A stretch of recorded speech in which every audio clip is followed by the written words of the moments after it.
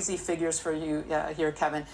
This one really shocked me. A recent Ipsos research report says that close to 50% of Canadians are only $200 away from financial insolvency, and close to 30%, can't pay their debt. So, what policies does the government need to put in place here to ensure Canadians are going to maintain their spending power here? This is a tragedy that occurred 20 years ago because we don't put financial literacy into our curriculum in any province. We have to change how we educate children. We teach them everything about geography, math, reading, but never financial literacy. We don't explain what a credit card is. We don't talk about debt with them at early ages.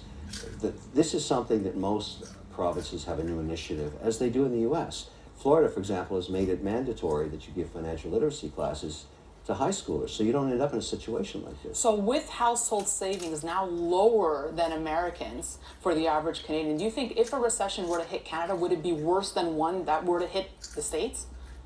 Canada is not competitive globally now because of the last 4 or 5 years of policy. It was just devastating. They've just fallen behind. We had that huge opportunity to become China's #1 trading partner for commodities. But we have a journalist running foreign affairs, and she arrested the Huawei daughter, which was so dumb. And now we're paying the price for it. I mean, these mistakes cost, my point is, these mistakes cost Canadians.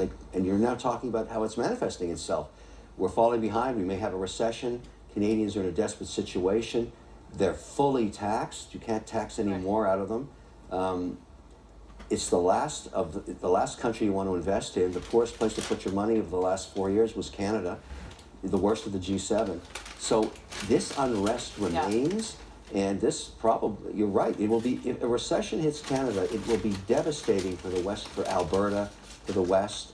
I mean, they don't have their engine of growth anymore because Trudeau hates energy. Everybody knows that.